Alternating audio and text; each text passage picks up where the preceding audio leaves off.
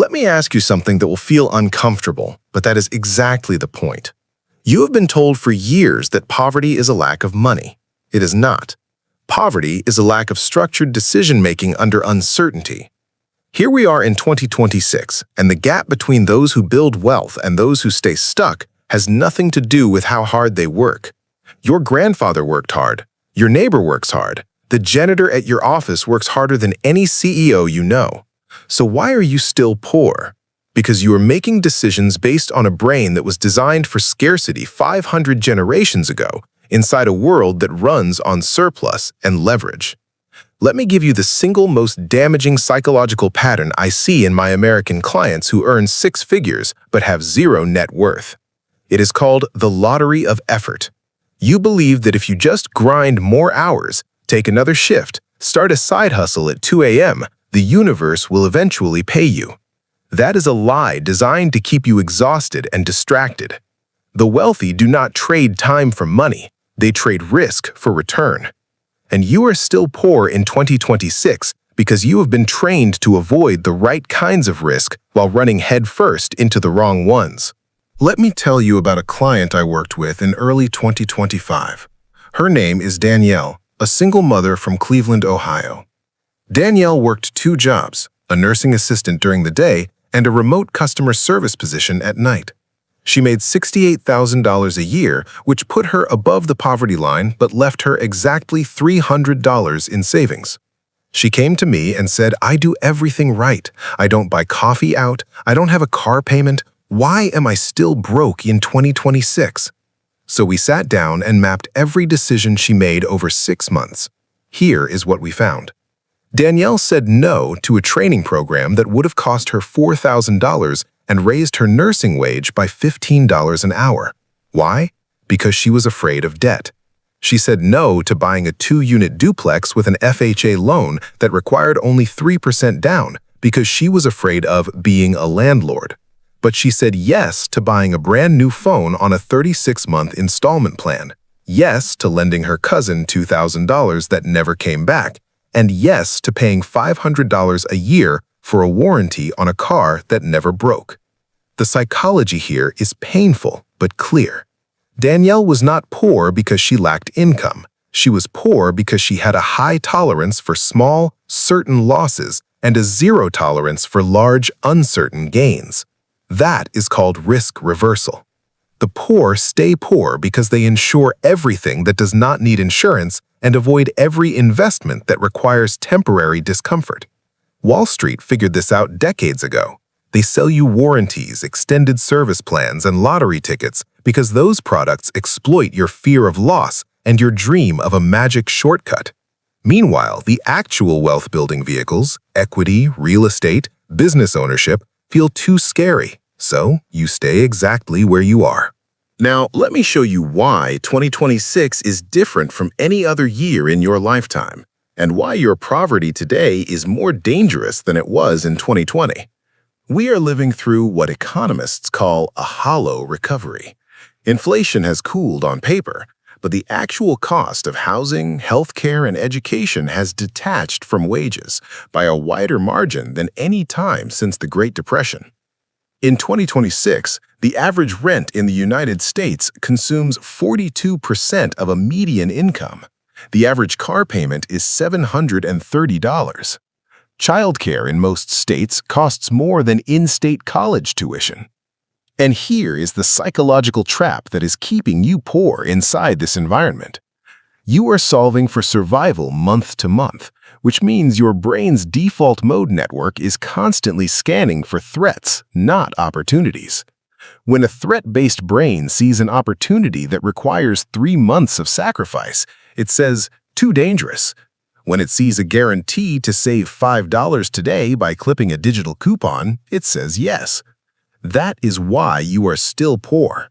You have optimized your life for tiny, immediate wins while remaining blind to the massive, delayed ones.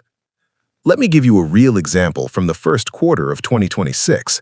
In February, artificial intelligence automation eliminated over 40,000 administrative jobs. The news cycle told you to be afraid. But the same automation created 12,000 new roles in AI operations, data labeling, and workflow design, roles paying between $70,000 and $120,000. The people who got those jobs were not the smartest or the most educated. They were the ones who spent 2025 learning one specific skill, while everyone else was doom scrolling. Your poverty is not a punishment. It is a predictable outcome of a brain that chooses certainty of suffering over uncertainty of growth. Stop for a second and hear this clearly. You are not lazy. You are not broken. You are not a victim of the system, even though the system is rigged. The single most powerful motivational shift you can make today is to understand that being poor in 2026 is a pattern, not an identity, and patterns can be rewritten. But you have to stop doing the three things that keep the pattern locked in place. The first is financial loneliness. You are making money decisions in isolation, which means your worst impulses, the impulse to buy now, to avoid risk, to follow the crowd, never get challenged. The wealthy have boards of directors. Even a solo freelancer with a net worth of $200,000 that I work with in Austin has what we call a financial accountability pod. 3 people she texts before any purchase over $500. You need that. The second pattern is what I call aspirational poverty, where you spend money to look like you are not poor. The new iPhone, the leased German car, the vacation you put on a credit card. That is not a treat. That is a toll you pay to signal wealth you do not have. And the third pattern is the most destructive one of all.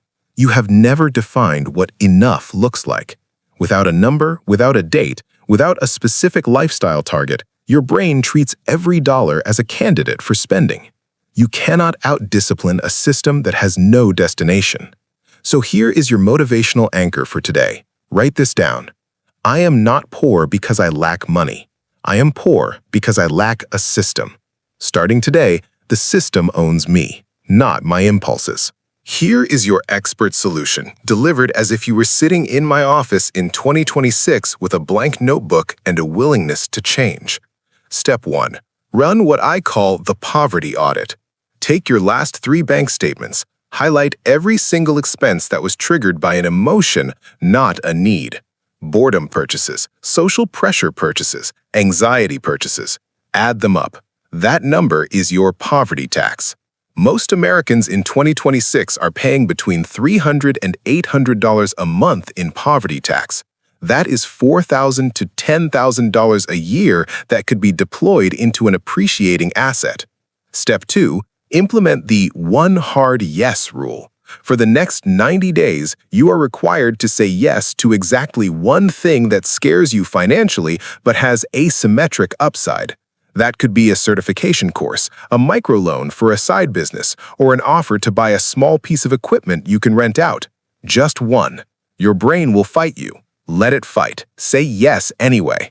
Step 3, and this is the master key for 2026 specifically, you must become AI adjacent.